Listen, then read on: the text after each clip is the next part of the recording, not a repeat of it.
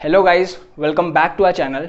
ये है part number 3 chapter number 2 consumers equilibrium का, जहाँ पर हम देखेंगे कि एक कंज्यूमर जो अपनी इनकम सिर्फ एक कमोडिटी कंज्यूम करने में खर्च कर देता है वो कब इक्विलिब्रियम अचीव करेगा।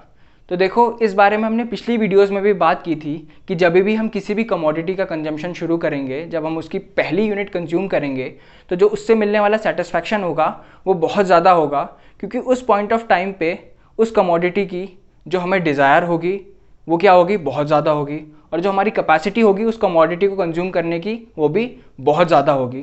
पर जैसे जैसे उस कमोडिटी का हम कंजम्पशन करते जाएंगे तो जो उससे मिलने वाला सेटिस्फैक्शन है वो क्या होता रहेगा, वो कम होता रहेगा, क्योंकि उस कमोडिटी की जो डिज़ायर है हमारे लिए और जो कैपेसिटी है उस कमोडिटी को कंज्यूम करने की हमारी, वो क्या होती रहेगी, दोनों कम होती रहेंगी। फिर एक पॉइंट ऑफ टाइम ऐसा आ जाएगा जहाँ पर क्या होगा, जो उस कमोडिटी से मिलने वाला जो सेटिस्फैक्शन है वो कम होके इतना हो जाएगा कि वो उस कमोडिटी के प्राइस के इक्वल हो जाएगा, यानी कि जो हमारी मार्जिनल यूटिलिटी है कमोडिटी की वो प्राइस के इक्वल हो जाएगी। और इसी पॉइंट पे हम कहते हैं कि कंज्यूमर ने इक्विलिब्रियम अचीव कर लिया in case of a single commodity. अब पढ़ते हैं इसकी definition. Consumer in consumption of a single commodity will be at equilibrium when the marginal utility is equal to the price paid for the commodity। जब क्या होगा, marginal utility किसके equal हो जाएगी, प्राइस के इक्वल हो जाएगी कमोडिटी के।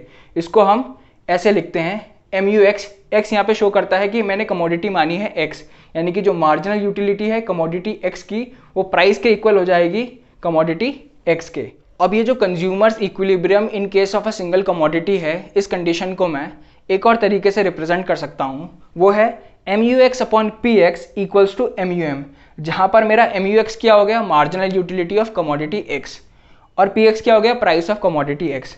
ये क्या शो करते हैं, rupee worth of satisfaction that the consumer actually gets, यानी कि एक कंज्यूमर को कितना एक्चुअली में सेटिस्फैक्शन मिलता है जब वो एक कमोडिटी का कंजम्पशन करता है। MUM क्या होता है, marginal utility of commodity in terms of money.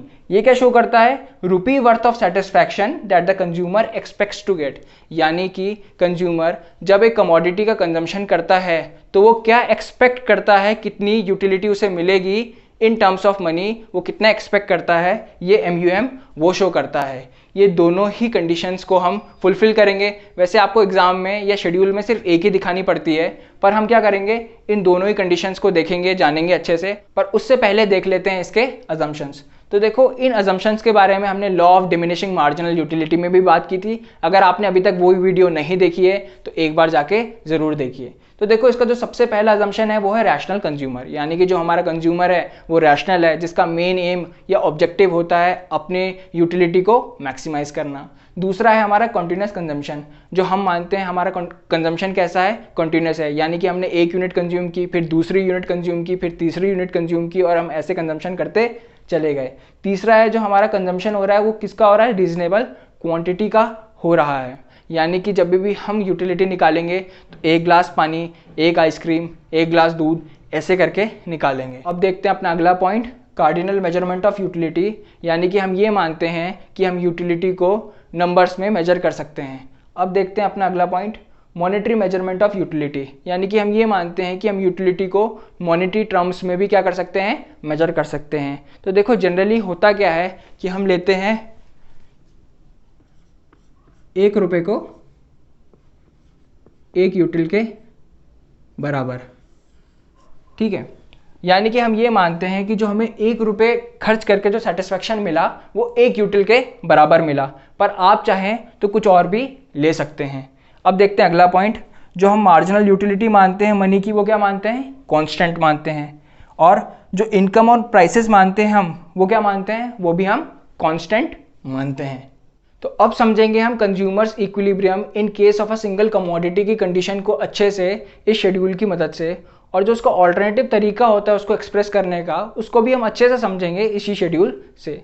तो देखो, जैसे हमने बात की थी कि जब भी हम किसी भी कमोडिटी का कंजम्पशन शुरू करते हैं तो जो उससे मिलने वाला सेटिस्फैक्शन होता है वो क्या होता है, बहुत ज़्यादा होता है as compare to the price of the commodity. यही हमें इस शेड्यूल में देखने के लिए मिलता है कि जब मैंने कंजम्पशन शुरू किया तो जो मुझे मार्जिनल यूटिलिटी यानी कि जो एडिशनल यूटिलिटी मिली वो क्या थी, बहुत ज़्यादा थी प्राइस से। तो क्या किया मैंने, अपना कंजम्पशन चालू रखा, और जब मैंने कंजम्पशन क्या होता है कॉन्टीन्यूस होता है, मैं करता जाता हूँ, तो जो हमारा एडिशनल सेटिस्फैक्शन है वो क्या होता रहता है, कम होता रहता है, क्योंकि जो मेरी कैपेसिटी है और जो मेरी डिज़ायर है उस कमोडिटी को कंज्यूम करने की वो क्या होती रहती है, वो कम होती रहती है। तो यहाँ पे मुझे देखने के लिए मिलता है जो मेरी मार्जिनल यूटिलिटी है वो क्या हो गई है, कम हो गई है, पर वो अभी भी क्या है, प्राइस से ज़्यादा है। फिर क्या करा मैंने थर्ड यूनिट कंज्यूम की, और इस पॉइंट पे पर मुझे ये देखने के लिए मिला कि जो मेरी मार्जिनल यूटिलिटी थी कमोडिटी की वो इक्वल हो गई प्राइस के। और यही हमारी कंडीशन होती है consumers equilibrium in case of a single commodity की। यानी कि इस पॉइंट पे क्या होगा, कंज्यूमर को वो सिंगल कमोडिटी कंज्यूम करके मैक्सिमम सेटिस्फैक्शन मिलेगा। अगर कंज्यूमर इस पॉइंट के आगे जाएगा तो जो उसको सेटिस्फैक्शन है वो क्या मिलेगा, कम मिलेगा as compare to the price of the commodity. और यही हमें देखने के लिए मिलता है कि देखो जैसे ही उसने फोर्थ यूनिट कंज्यूम की तो जो उसका मार्जिनल यूटिलिटी थी, एडिशनल सेटिस्फैक्शन था, वो कम हो गया as compare to the price of the commodity. फिर एक पॉइंट ऐसा आया कि जो मार्जिनल यूटिलिटी थी, जो एडिशनल सेटिस्फैक्शन उसको मिल रहा था, वो क्या हो गया, ज़ीरो हो गया, वो मिलना बंद हो गया। और उसके बाद भी अगर कंजम्पशन किया जाएगा या कंज्यूमर करेगा उस कमोडिटी का, तो जो हमारा सेटिस्फैक्शन है वो क्या हो जाएगा, नेगेटिव में चला जाएगा। ठीक है, तो थर्ड यूनिट पे हमको ये देखने के लिए मिलता है कि जो हमारी कंडीशन है MUX इक्वल्स टू PX वो हो रही है फुलफिल। अब आ जाते हैं इसके ऑल्टरनेटिव तरीके पे, जिसे जैसे हमने इसको एक्सप्रेस किया था, that is MUX upon PX equals to MUM। अब यहाँ पे जो मैंने मार्जिनल यूटिलिटी ऑफ मनी है वो ली है कितनी, 1 यूटिल। यानी कि मैंने माना है कि जब मैं 1 रुपये खर्च करता हूँ तो मुझे 1 यूटिल का सेटिस्फैक्शन मिला है।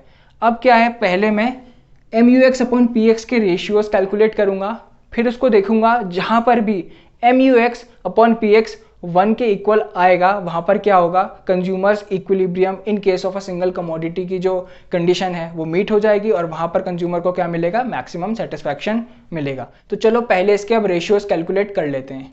तो देखो जो मार्जिनल यूटिलिटी हमें एक्चुअली में मिल रही है इस पॉइंट पे वो क्या है, वो ज़्यादा है जो मार्जिनल यूटिलिटी हमने एक्सपेक्ट की थी, इसीलिए हम क्या करेंगे, कंजम्पशन चालू रखेंगे। अब हम सेकेंड पॉइंट पे आए तो जो मार्जिनल यूटिलिटी है वो क्या हो गई, थोड़ी कम हो गई, क्योंकि हमारी डिज़ायर कैपेसिटी उस कमोडिटी को कंज्यूम करने की कम हो जाती है। पर इस पॉइंट पे भी हमें ये देखने के लिए मिला जो मार्जिनल यूटिलिटी हमें एक्चुअली में मिल रही है वो क्या है, ज़्यादा है उससे जो हमने एक्सपेक्ट किया था। ठीक है, अब इसीलिए हमने अपना कंजम्पशन क्या रखा, चालू रखा। जब हम इस पॉइंट पे आए तो हमें ये देखने के लिए मिला कि जो हमारी मार्जिनल यूटिलिटी है जो हमें कंजम्पशन से मिल रही थी, अब वो इक्वल हो गई मार्जिनल यूटिलिटी के जो हमने एक्सपेक्ट की थी। यानी कि यहाँ पर ये इक्वल हो गई MUM के। इस पॉइंट पे MUX अपॉन PX इक्वल हो जाएगा MUM के, और कंज्यूमर को क्या मिल जाएगा, इक्विलिब्रियम अचीव कर लेगा वो। ठीक है, अगर वो इसके आगे भी अपना कंजम्पशन चालू रखेगा तो कंज्यूमर को जो सेटिस्फैक्शन मिलेगा उसमें क्या आ जाएगी, कमी आ जाएगी, और वो अपनी इक्विलिब्रियम पोजीशन से हट जाएगा। तो हमें इस शेड्यूल से ये देखने के लिए मिलता है कि जब कंज्यूमर एक पर्टिकुलर कमोडिटी की 3 यूनिट्स कंज्यूम करेगा तब वो क्या आ जाएगा, तब वो इक्विलिब्रियम में आ जाएगा। अब हम इसे समझते हैं इस ग्राफ की मदद से, जिसमें हमने y एक्सिस पे लिया है मार्जिनल यूटिलिटी और प्राइस ऑफ द कमोडिटी, और x एक्सिस पे लिया है यूनिट्स ऑफ कमोडिटी। ये जो हमने पैरेलल लाइन ड्रॉ की है ये दिखाती है कि जो प्राइस है कमोडिटी की वो क्या है, कांस्टेंट है। ठीक है, और ये जो डिक्रीजिंग लाइन है यानी कि जो डाउनवर्ड स्लोपिंग लाइन है ये दिखाती है कि जो हमारी मार्जिनल यूटिलिटी है वो क्या होती रहती है, वो कम होती रहती है विद इंक्रीज इन कंजम्पशन। फिर एक पॉइंट हमने यहाँ पे देखा कि जहाँ पर जो प्राइस ऑफ द कमोडिटी है और जो मार्जिनल यूटिलिटी है कमोडिटी की वो क्या कर जाते हैं, इंटरसेक्ट कर जाते हैं, और इसी पॉइंट पे जो हमारी मार्जिनल यूटिलिटी है वो इक्वल हो जाती है प्राइस ऑफ कमोडिटी के, और कंज्यूमर इक्विलिब्रियम अचीव कर लेता है in case of a single commodity. और एक और बात कि जब मार्जिनल यूटिलिटी ज़ीरो हो जाती है, हमने पिछले वीडियो में भी बात की थी इस बारे में कि जब भी मार्जिनल यूटिलिटी ज़ीरो हो जाती है उस पॉइंट को हम क्या बोलते हैं, पॉइंट ऑफ सेटिटी बोलते हैं। अगर आपको किसी भी टॉपिक से रिलेटेड डाउट है तो आप हमें कमेंट सेक्शन में पूछ सकते हैं, या आप हमारा टेलीग्राम चैनल भी ज्वाइन कर सकते हैं जिसका लिंक डिस्क्रिप्शन बॉक्स में है। वहाँ पर आपके डाउट्स क्लियर करने के साथ साथ आपको हर टॉपिक के फ्री नोट्स भी प्रोवाइड किए जाएंगे।